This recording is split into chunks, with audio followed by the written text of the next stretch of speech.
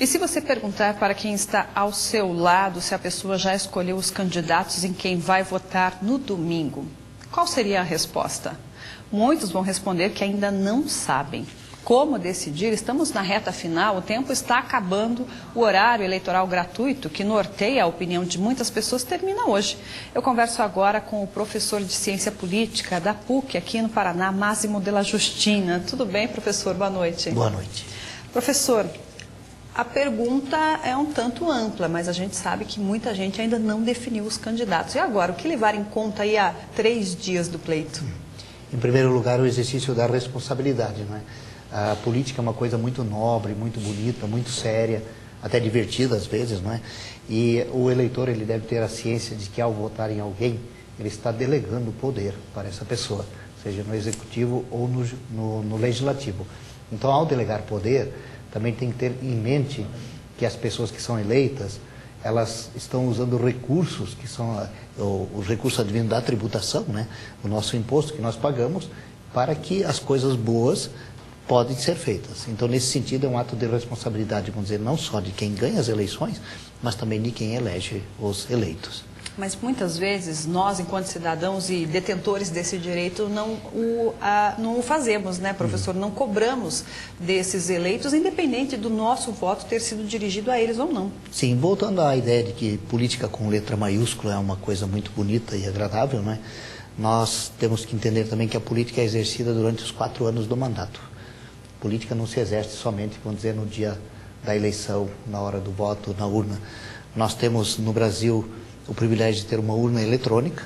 Às vezes, a poucas horas da eleição já conhecemos os vencedores e os perdedores, mas o cidadão, em geral, poderia ser muito mais zeloso em usar todos os meios que existem para exercer a sua cidadania. Veja bem, todos os deputados federais, senadores, deputados estaduais, a quem nós vamos eleger para o Legislativo agora no domingo, eles têm uma página, eles têm um e-mail, eles têm um telefone que é disponibilizado pelo Tribunal Regional Eleitoral e também pela Câmara dos Vereadores e a Assembleia Legislativa.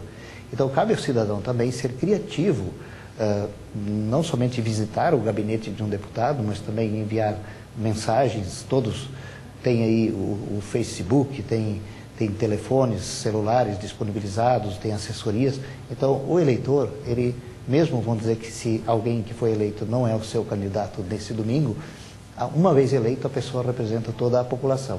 Então, conclamo que as pessoas exercerem a verdadeira cidadania, no sentido de que temos que cobrar e ajudar a governar, porque, afinal de contas, política é uma coisa muito civilizada. É verdade. Essa cobrança que nem sempre é feita, né, professor? Alguns movimentos tentam se organizar, mas a população individualmente não deixa ou deixa a desejar e nem sempre consegue fazer isso, né? O senhor falou aí, mas acho que isso também é cultural, a gente deveria mudar isso no nosso comportamento, não é? Independente de quem seja o presidente, o governador, o senador, os deputados, todos nós vamos ser afetados pelas medidas que eles tomarem. Claro, e de fato é cultural. Nós brasileiros atribuímos muita responsabilidade à presidência da República, aos governadores e governadoras, prefeitos, deputados e senadores e vereadores, mas nós exercemos, às vezes, de fazer a nossa parte. Na verdade, eu até falo assim que o indivíduo, numa democracia plena que nós somos, ele deveria, na verdade, partir do princípio que ele ou ela não precisa do setor público, não precisa de governo. Só que a gente sabe que algumas pessoas são deixadas de lado. Então, o que se faz? Quem está no setor público prioriza as suas ações para dar oportunidade àqueles que não tiveram a oportunidade. Então, nesse aspecto, às vezes nós olhamos muito pela janela, sempre achamos que o responsável é o outro, que a culpa é do outro, que quem não está fazendo é o outro, e nós esquecemos de fazer a nossa parte. Então, nesse sentido, ao invés de olharmos pela janela, nós teremos também que superar esse problema cultural, que eu chamaria, né, concordando com você, deveríamos nos olhar mais no espelho. E até diria, descobrir as nossas próprias capacidades, porque tem muita gente que tem talento político e não exerce esse talento, não utiliza da estrutura partidária, que é muito bem organizada no Brasil, né? Todos os partidos têm princípios, têm manifestos, têm programas de trabalho, têm estrutura, têm recursos, e o cidadão, às vezes, não descobriu o seu talento para também fazer parte, né, de uma própria eleição. concorrer muitas vezes ou participar de uma candidatura, não é, professor? Isso faria do nosso sistema um tanto mais participativo e democrático. Você se unindo a causas que você realmente acredita, né? Hoje a gente discute tanto a reforma política, o financiamento de campanha e outras condições. Se chegarmos a esse amadurecimento de você aderindo às campanhas das pessoas que te representam, poderíamos mudar, porque nessa época do ano a gente ouve muitas pessoas falando: no Brasil não tem jeito, a política nunca vai mudar. Mas se o voto digitado na urna não for consciente, não muda mesmo. Sim, e de fato sempre parto do princípio que se a pessoa diz assim: eu não tenho candidato, aí eu vou votar no menos pior. Não é verdade. Porque eu perguntaria: e você ficou onde? Né? Porque se o eleitor diz que não tem candidato, então na próxima eleição, essa própria pessoa poderia ser a candidata. Porque ela não vai duvidar da integridade dela, da capacidade dela, da vontade de querer servir ao público, não é? E política é, acima de tudo, serviço, é uma coisa muito bonita. Volto aqui a fazer o desafio, além de votar bem, votar naquilo que nós chamamos em ciência política pelo princípio da identidade, votar em alguém que se identifica com você e que você vai manter essa pessoa identificada com você durante os 4 anos do mandato. Pense bem se na próxima eleição talvez você não poderia utilizar a estrutura partidária também para utilizar o seu carisma. Porque, como diz a Bíblia, as pessoas às vezes têm talento e escondem embaixo da mesa. A vela não é acesa para se colocar embaixo da mesa, a vela tem que se colocar em cima da mesa. Não é? E política tem muito disso, tem muito de alegria, tem muito de teatro, tem muito de arte. Política é uma coisa bonita. Então, nesse sentido, eu acho que depois de 26 anos de democracia plena no Brasil, cabe também a cada cidadão saber que ele é co-partícipe, ou votando bem, ou concorrendo, ou pelo menos pagando bem os seus tributos. E diria também agradecendo ao setor público as coisas boas que o setor público faz. Porque muitas coisas boas são feitas, mas o cidadão esquece de agradecer. Eu sempre pergunto: quantas pessoas cumprimentam sorrindo um policial nas ruas? Quantas pessoas mandam um buquê de flor para uma enfermeira que tratou bem? Quantas pessoas mandam uma caixinha de chocolate para uma professora, né, seja municipal, estadual ou federal, que tratou bem seu filho? Então, nesse sentido, muita coisa boa é feita, mas nós também temos que aprender que o Brasil não é essa bagunça que muitos dizem.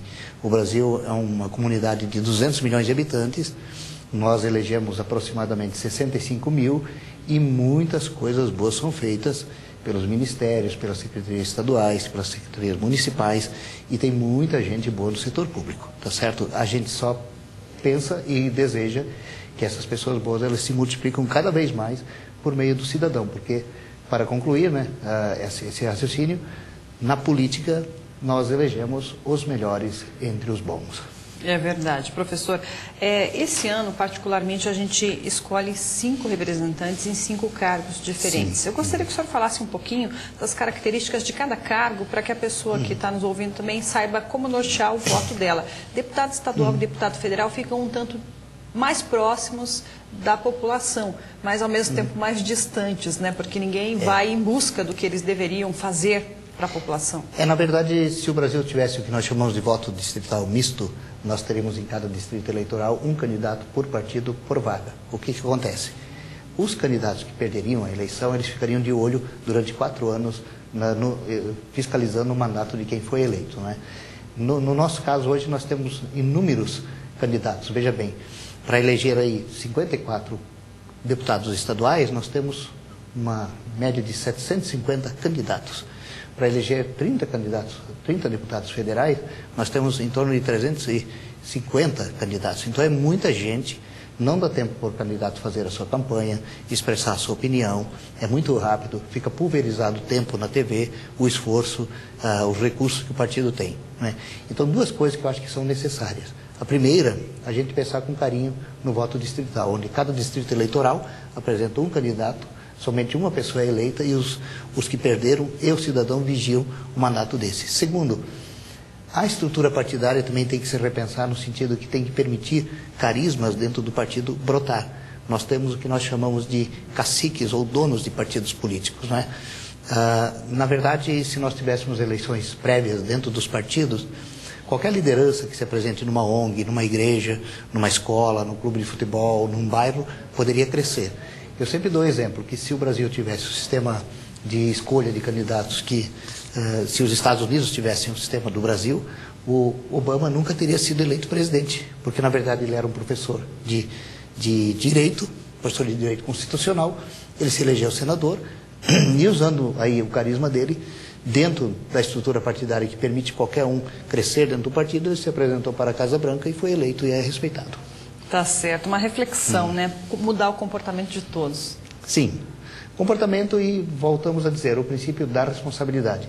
E um ponto também, se me permitir, que eu gostaria de dizer, nem tudo é política. Nós temos que ser responsáveis em todas as instâncias, em todos os instantes, exercer a ética, exercer a integridade do indivíduo em todas as ações que a gente faz, mesmo quando ninguém está olhando. Porque senão o eleitor ou o cidadão é também um pouco hipócrita.